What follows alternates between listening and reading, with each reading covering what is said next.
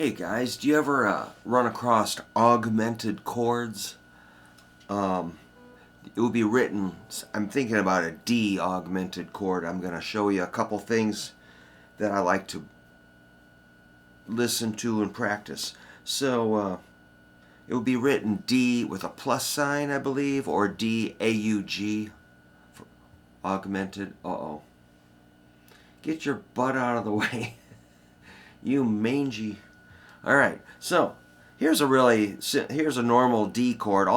Remember a D chord or a D augmented, we're going to raise the fifth interval. So it's a major chord, so it's going to have a root third and a raised fifth. So here's a normal D chord. The fifth is A. So I'm going to take it up. So, D just sounds so normal and peaceful. By raising that fifth, you really disturb the chord. In the right place, it's very powerful. So that's just simply raising the A one fret. So the notes of a D augmented would be D, F sharp, and A sharp. So that's an easy way to play it. The way I usually play augmented chords looks more like this. So that's a root third and a raised fifth. And another root. That'd be 5, 4, 3, 3. Exciting stuff. I might try one here. Here's a D major, raising the fifth. Cool. And here's one up here, like.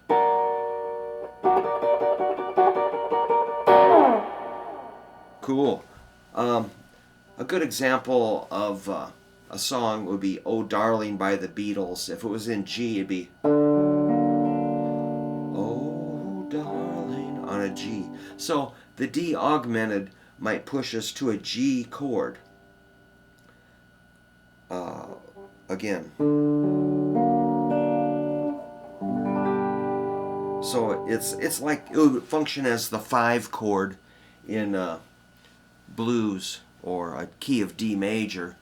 Instead of a D7, you could do an augmented. So I was jamming out on the couch last night, and I was playing like a G blues lick, and then I went to D augmented. It was kind of fun. What I'm going to do is play the D augmented as kind of a really over-the-top arpeggio and take it back to G. But here's like a kind of a standard blues phrase.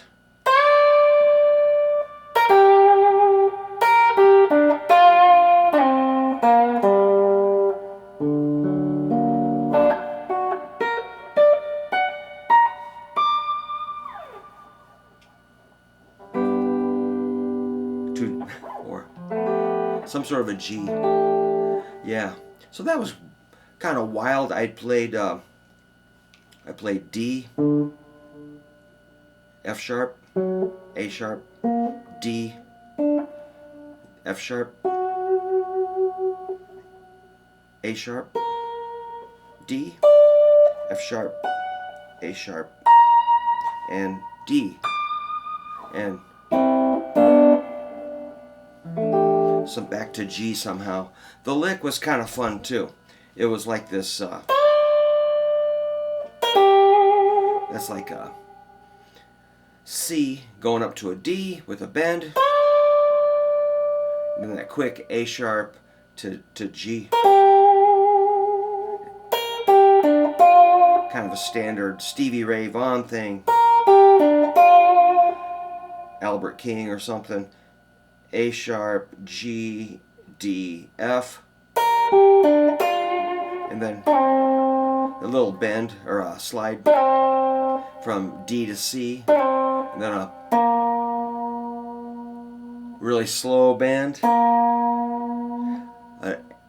A sharp up to a B, root, G, and the augmented. One more time.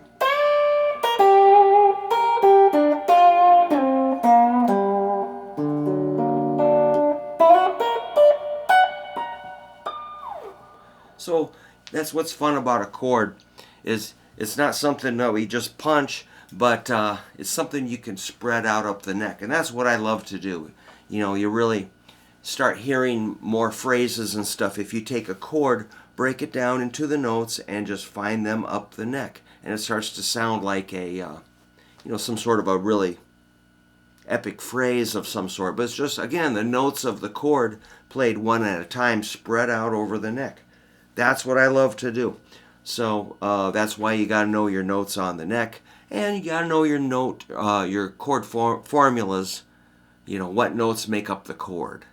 And when you put those two things together and play them up the neck, wow, you start connecting them. You know, more chords, more of those extended patterns, more things happen. So yeah, take the time to learn all the notes on your neck, and learn, you know, your basic major, minor chords, dominant 7th, minor 7, major 7, 6th chords, suspended 4, add 9, sus 2, all that good stuff, 13s, and then start checking out diminished and augmented chords too.